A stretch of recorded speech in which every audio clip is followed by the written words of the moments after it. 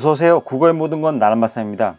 이번 시간에는 고2 비상, 4단원 한국문학의 역사, 그 속에 소단원 1, 상고시대에서 고려시대의 문학, 정확히는 186페이지에 있는 모죽질환가를 배워보도록 하겠습니다. 저번 시간에는 제망매가를 배웠어요. 그죠? 제망매가를 배웠었는데, 제망매가가 향가입니다. 향가. 그죠? 그 향가, 이제 두 번째 작품 모죽질환가를 배울 겁니다. 저번 시간에 제망매가는 월명사라는 스님이 지었는데, 이번에 모죽질환가 같은 경우에는 그 득오라는 사람이 지었거든요.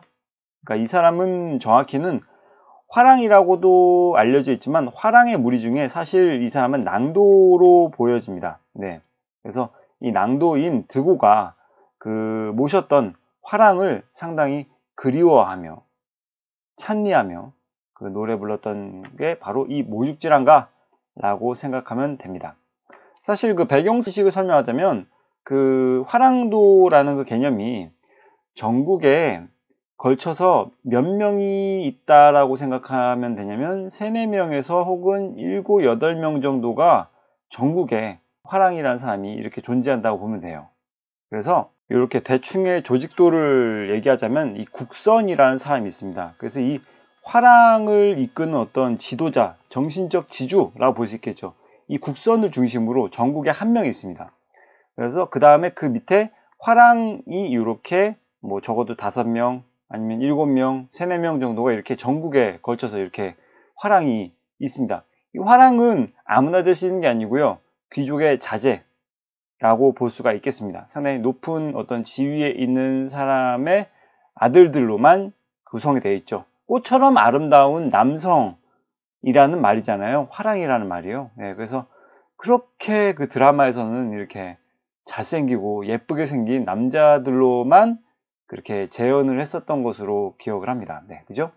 그 다음에 화랑이 이끄는 무리는 특정하게 정해진 바는 없다고 전해집니다. 하지만은 어느 정도까지 무리가 있냐면 낭도라고 하는데요. 여기 밑에 낭도의 무리들이 이렇게 존재합니다. 화랑 한 명당 따라다니는 무리들이. 자, 요렇게 많게는 수천. 요거 그리느라 힘들었어요. 그래서 그 낭도가 이렇게 많습니다. 그러니까 요 화랑 한 명당 이게 속한 낭도들이 이렇게 많을 수가 있다는 것이죠. 수천까지 헤아릴 수가 없을 정도로 많았다는 것이죠. 그죠?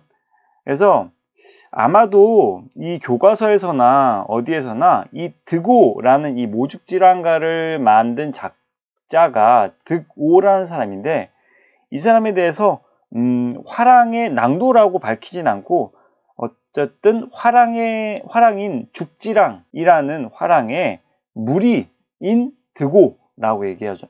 그래서 이 동그라미 중에 한 명인 득오가 이 화랑인 이 사람이 아마도 그 중에 하나인 죽지랑이라 칩시다. 그러면 이 화랑의 무리 중에 한 명인 득오가 죽지랑을 상당히 흠모하고 존경하고 그죠? 그런 마음에 이 죽지랑에 대한 어떤 사랑을 담은 노래가 모죽지랑가라고 볼 수 있겠다 그겁니다. 그래서 좀 이게 이견이 좀 있어요. 죽지랑이 죽기 전에 지었다 아니면 죽은 후에 지었다 라는 얘기도 있긴 한데 사실 그건 뭐 논외로 치고 지금 이번 시간에는 여기 교과서에 나와 있는 해석의 내용을 바탕으로 수업을 진행하도록 하겠습니다. 자, 그래서 이번 시간에 여러분들이 배워야 될 어떤 배움 포인트가 뭐가 있을까 생각을 해보았는데 간단합니다. 딱 한 가지밖에 없었던 것 같아요. 그게 무엇이냐면 제망매가 저번 시간에 배웠죠. 그죠? 제망매가와의 차이점에 대해서 배우면 될 것 같습니다. 그 차이점이라는 것은 내용상의 차이점과 그 다음에 형식상의 차이점을 갖다가 구분해서 알아두면 될 것 같습니다. 네, 요걸 중점적으로 가르쳐 줄 테니 잘 따라오길 바랍니다. 배경설화에 대해서 얘기를 하자면요. 전해진 이야기에 의하면 이렇습니다. 죽지랑이라는 화랑이 있고요. 그 다음에 그를 모시는 득오가 있습니다.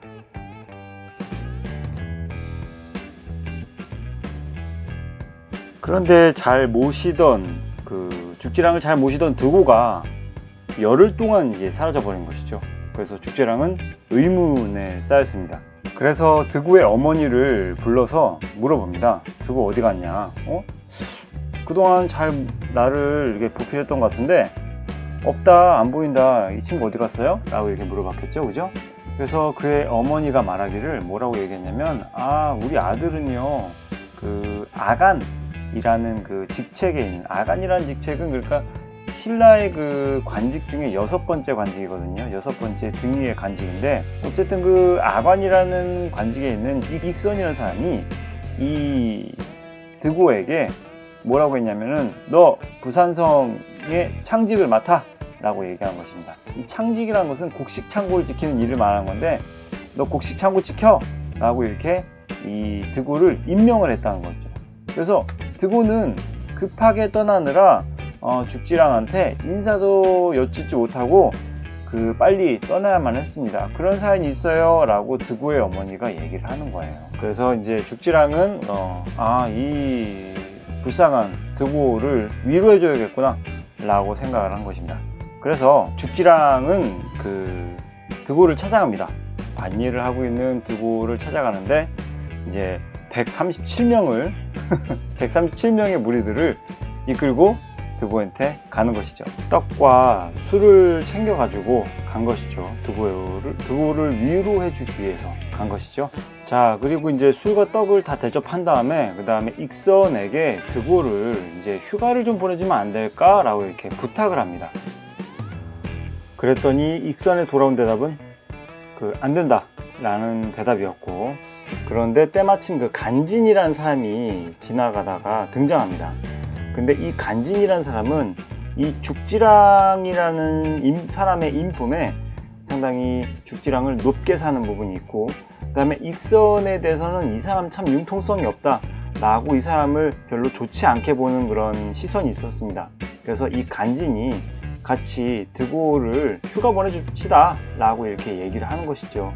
근데 이 간진이라는 사람이 세금으로서 곡식 30석을 가지고 있었거든요. 근데 그 30석을 익선에게 주면서, 야, 휴가 좀 보내주라.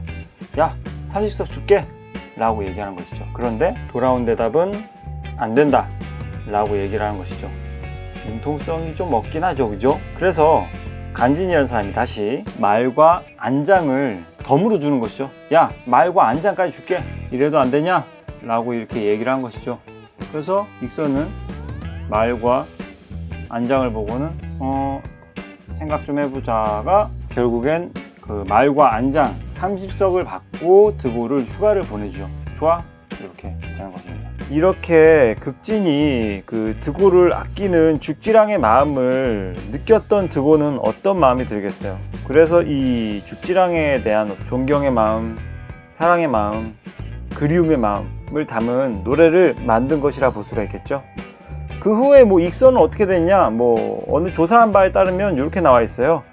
높은 사람이 이 이야기를 듣고 익선을 잡아다가 더럽고 추한 마음을 씻어주고자 했는데 도망쳐 버렸대요. 그래서 그의 아들을 대신 잡아다가 때이른 동짓날, 몹시 추운 날에 성 안의 못에서 목욕을 시켰는데 얼어 죽었대요. 네. 어쨌든 그렇습니다. 그래서 드고가 이런 경험을 바탕으로 죽지랑에 대한 어떤 사모의 마음을 담은 노래가 모죽지랑가? 라고 볼 수 있겠습니다. 자, 그러면 본격적으로 모죽지랑가 분석 들어가겠습니다. 자, 첫 줄부터 보도록 합시다. 네, 모죽지랑가. 원문이 이렇게 전해지는 거예요. 네, 이렇게 한문으로 전해지는 건데, 이게 사실 우리나라 말을 표현할 수 있는 향찰의 표기 방식이었던 것이죠. 일반적인 어떤 한자를 사용하는 방식이 아니라 한자를 빌려서 우리말을, 음성적인 우리말을 표현하고자 노력했던 조상의 노력인 것이죠. 그죠? 자, 그러면 첫 번째 줄부터 봅시다. 지금 이게 8줄로 이루어져 있기 때문에 팔구체 향가라는 점 알겠죠? 자, 그럼 첫 번째 줄부터 간봄 그림에 라고 했습니다. 이게 지나간 봄 그리워함에 혹은 지나간 봄을 그리워하니 라고 교과서에서는 이렇게 해석이 되어 있는데요. 여기서 이 간봄이라는 것에 대해서 우리는 체크할 필요가 있습니다. 자, 그래서 이렇게 써봤습니다. 죽지랑이 살아있던 때 죽지랑과 함께한 세월을 간봄이라고 보면 되는 것이에요. 그래서 여기서 이 간이라는 것은 지나간이라고 해석을 할 수가 있는 것이죠. 그래서 지나간 봄을 그리워하니 라고 할 수가 있는 것이죠. 그래서 이 봄이라는 것은 사실 우리들에게 있어서는 상당히 긍정적인 의미로 많이 다가오잖아요. 그러니까 행복했던 순간 쯤으로 해석할 수가 있는 거예요. 그래서 지나간 행복했던 어떤 순간, 그 순간은 드고가 죽지랑과 함께했던 그 순간, 그리고 죽지랑이 살아있던 때를 의미하는 거라고 보는 게 좋을 것 같아요. 네. 그 다음에 모든 것이 이것은 모든 것, 만물을 얘기합니다. 세상의 모든 만물이 울게 하는 시름, 그러니까 울다란 말이거든요, 이게. 울게 하는 시름. 좀 더 확대해서 쓸게요. 네. 자, 그래서 이렇게 썼습니다. 죽지랑을 그리워하여 만물이 그의 죽음을 슬퍼한다. 그래서 이 모든 것이라는 것은 만물이라고 보면 되겠죠. 세상에 존재하는 모든 것들이 죽지랑을 그리워한다. 그래서 모든 것이 이게 울어 라고 하면 되고요. 시름한다가 무슨 뜻인지 알죠? 뭔가 안타까워하고 근심과 걱정에 잠겨 있다는 말이잖아요. 그러니까 만물이 죽지랑을 그리워해서 그의 죽음을 슬퍼한다 라고 생각하면 될 것 같습니다. 교과서에서는 모든 것이 울게 하는 시름이라고 해석이 되어 있는데, 울게 하는 시름이라고 의역을 하는 것도 좋고요. 아니면 모든 것이 울어 시름하는구나 라고 해석해도 돼요. 네, 모든 것이 슬피 울어 시름하는구나 라고 해석할 수도 있습니다. 자, 그 다음에 아람 나토 샤온이라고 되는데, 이게 뭐냐면 아름다움을 나타내신 이라고 해석해야 됩니다. 그래서 이렇게 아름답다의 명사형이라고 썼는데 사실 쓸 필요까지는 없어요. 그냥 알아두란 얘기죠. 참고로 아름답다의 명사형이니까 아름다움을 나타내신 모습이, 이게 이걸 주름살로 해석해야 되거든요. 주름살. 지는구나 라고 해석을 해야 됩니다. 자, 그래서 이 부분 있잖아요. 아람 나토샤온 즈지 살줌 디니저 라고 되어 있는 이 부분, 자습서엔 이렇게 써 있습니다. 자, 이렇게 적어봤습니다. 죽지랑 인품 회상, 그 다음에 늙음에 대한 한탄이라고 썼는데 자습서엔 이렇게 써 있습니다. 자, 그런데 여기의 내용을 해석해 보자면 아름다움 나타내신 모습이 주름살 지는구나. 자, 이게 외형적인 모습을 나타내는 것 같습니까? 아니면은 내면적인 모습을 나타내는 것 같습니까? 외형적인 모습을 나타내고 있죠. 주름살이 지는구나 라고 얼굴에 관찰된 모습을 갖다가 표현하고 있잖아요. 때문에 이쪽에 가까울 것 같긴 하지만 늙음에 대한 한탄, 그죠? 주름살 지는구나, 늙음이잖아요, 그죠? 그런데 죽지랑의 인품을 회상한다 라고 얘기하는 데는 그만한 이유가 있는 것 같아요. 왜냐하면 이거를 좀 비판적으로 읽자면 아름다움 나타내신 모습, 정확히는 이 부분이라고 하면 될 것 같습니다. 아름다움 나타내신 모습, 즈지, 요게 그러니까 주격조사거든요. 그래서 아름다움 나타내신 모습이 라고 해석해야 되는 것인데, 이 아름다움 나타내신 모습은 요 인품 쪽이라고 생각하면 될 것 같아요. 네, 알겠죠? 그러니까 상징적 의미가, 비유적인 의미가 인품을 나타내는 것이다 라고 우리는 추측해 볼 수가 있어요. 그래서 아름다움 나타내신 모습이 이게 주름살 지는구나. 그래서 주름살 진다라는 표현을 통해서 회상한다라는 걸 의미한다고 해석할 수도 있고요. 지나간 일에 대한 그죠? 그게 과거의 일이었다 라고 해석할 수도 있는 부분이고요. 네, 그래서 이렇게 두 가지로 해석될 수 있다는 점을 알아두면 좋을 것 같아요. 자, 그 다음에 눈 돌릴 사이라도 만나보기 이루리 이렇게 되어 있습니다. 지금 여기 만나보기 이루리, 이게 좀 약간 말이 그리 자연스럽지가 못하죠. 좀 더 의역을 한다면 만나 뵙도록 만들겠습니다. 네, 이런 식으로 해석하면 좀 더 자연스럽죠. 눈 돌릴 사이라도 만날 수 있도록, 만나 뵙도록 만들겠습니다. 어떤 의지가 담긴 표현이죠. 그죠? 이렇게 죽지랑을 만나고 싶어하는 화자의 염원이라고 썼습니다. 자수에는 딱히 나와 있지 않는 부분이지만 그렇게 화자가 죽지랑을 만나고자 하는 의지를 드러낸 부분이기 때문에 이렇게 화자의 염원이라고 썼습니다. 자, 그 다음 이게 조금 중요합니다. 낭이여 라고 하는 부분이 중요합니다. 얘가 왜냐면 이건 8구체한가라고 했잖아요. 하지만 19체한가가 가장 완성된 형태인데 거기서 19체한가의 가장 큰 특징 중에 하나가 낙구 쪽에 첫 부분에 감탄사가 등장한다고 했어요.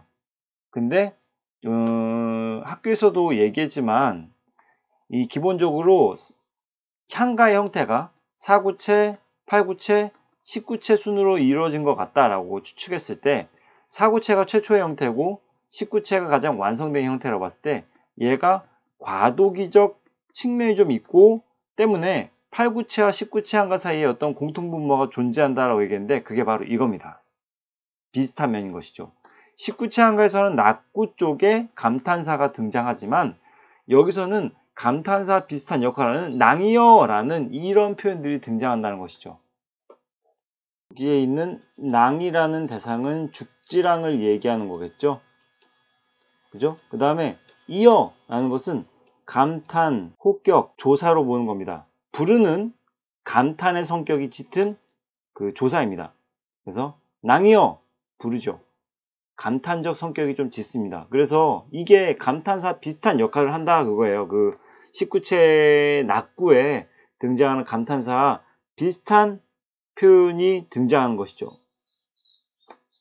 그 다음에 그리워하는 마음의 그리워하는 이라고 해석하고 이걸 마음의라고 해석해야 되거든요. 이거를 분석하자면 이렇게 분석할 수가 있어요. 요 의가 관형격 조사예요.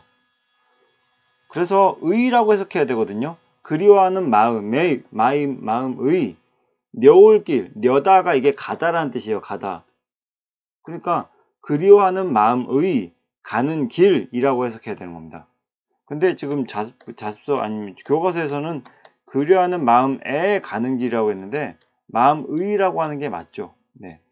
마음의 가는 길이 다봇 마잘해 라고 되는데 이게 무슨 뜻이냐면 이게 해석이 두 가지가 교과서에서 제시되어 있더라고요.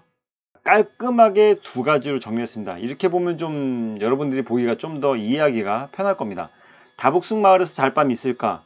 다북숙 마을에서 잘밤이 있으리오 라고 해석을 하는데 첫 번째는 서리법으로 왔을 경우를 해석을 했고요. 그 다음에 이 있으리오 여기는 서리법으로 굳이 해석하지 않고 서리법으로 보지 않고 그냥 있으리오 하면서 어떤 기대를 나타내고 있는 의미의 문장으로 봤을 경우로 이렇게 두 가지로 나눴습니다. 더불어 이 다북숙 마을이라는 존재가 그 부정적 대상으로 등장하느냐 아니면 그저 저 세상을 의미하느냐 이것에 있어서의 어떤 차이가 등장하죠. 여기에서 다북숙의 마을은 무덤이라든지 아니면 현실적인 어떤 어려움을 함의하고 있는 것이라면 그죠? 여기 다북숙 마을에서 나는 잘밤은 잘 일은 없을 것이다. 나의 죽지랑을 그리워하는 마음의 길은 계속 갈 것이다. 그치지 않을 것이다. 라고 해석을 하는 것이고 그 다음에 죽지랑을 그리워하는 마음에 가는 길, 저 세상에서 만날 날이 있을까? 기대 혹은 확신. 이 확신이란 말을 갖다가 자꾸 자습서에서도 다른 데서 넣는데 이게 있을까라고 있으리오라고 해석한다면 기대 쪽에 좀 더 무게를 둬야 되지 않나 싶어요. 네, 근데 다들 막 여기에다 재회에 대한 확신이라고 이렇게 썼는데 어느 부분에서 이렇게 확신이 확 드러나는 건 아니겠지만 그래도 뭐 어쨌든 기대 혹은 확신이라고 생각을 하면 될 것 같습니다. 자, 그러면 전체적으로 봤을 때 이 시적 화자의 어떤 정서의 변화를 요약해서 표시해 본다면 슬픔, 안타까움, 그리움, 재회의 확신 요 네 가지로 구분해 볼 수 있거든요. 시적 화자의 정서의 변화가 슬픔이 어디 있나 찾아보세요. 슬픔 어디 있습니까? 처음 부분에 여기 있죠. 씨름하다. 그죠? 이게 슬픔이에요. 그 다음에 안타까움은 어디에 있는 것 같습니까? 안타까움.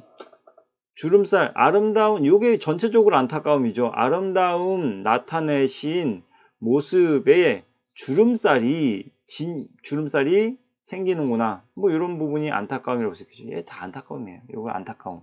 그 다음에 그리워하는 마음이 드러난 부분은 어디에 있습니까? 바로 여기 있죠. 그리워하는, 그죠? 그 다음에 뭐 재회에 대한 확신은 아까 말했지만 이 부분이 재회에 대한 확신이라고 볼 수 있겠죠. 됐죠? 따로 안 쓸게요. 재회에 대한 확신. 그래서 이렇게 슬픔에서 시작해서 안타까움으로 간 다음에 안타까움에서 그리움으로 간 다음에 그리움에서 재회 확신까지 이런 일련의 과정으로 시적 화자의 정서가 변화하더라를 체크하면 될 것 같습니다.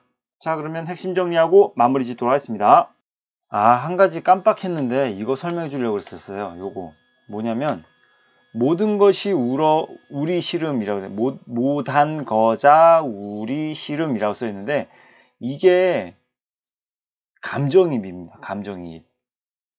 죽지랑을 그리워해서 만물이 그의 죽음을 슬퍼하는데 시적 화자가 슬픈 것이죠.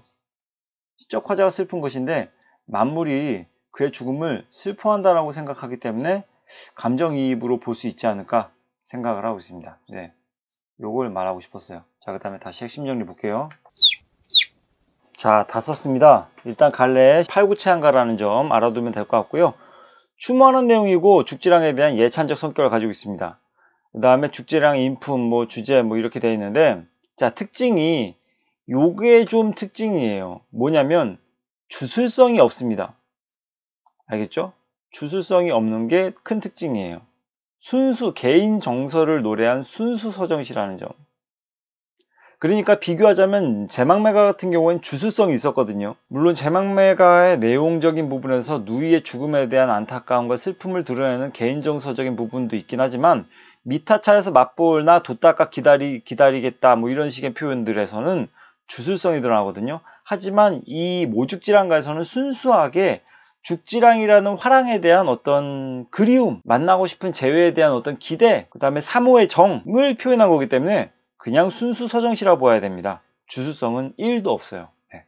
그게 큰 특징이에요. 그러면 제망매가와 모죽지랑가를 비교해 보겠습니다. 자, 다 적었습니다.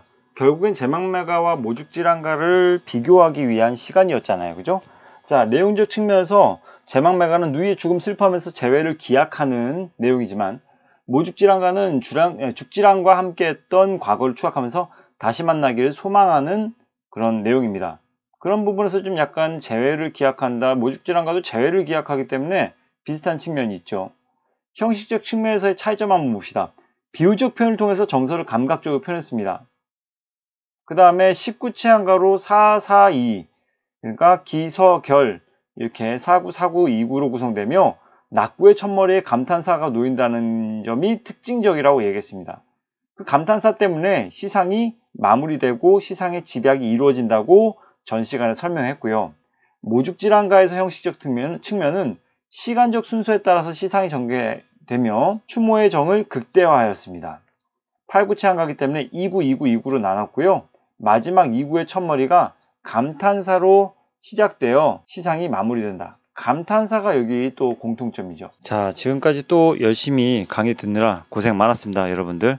자, 다음 시간에도 더 유익한 동영상으로 강의로 돌아오도록 하겠습니다. 도움이 되었다면 구독과 좋아요 부탁드립니다. 감사합니다.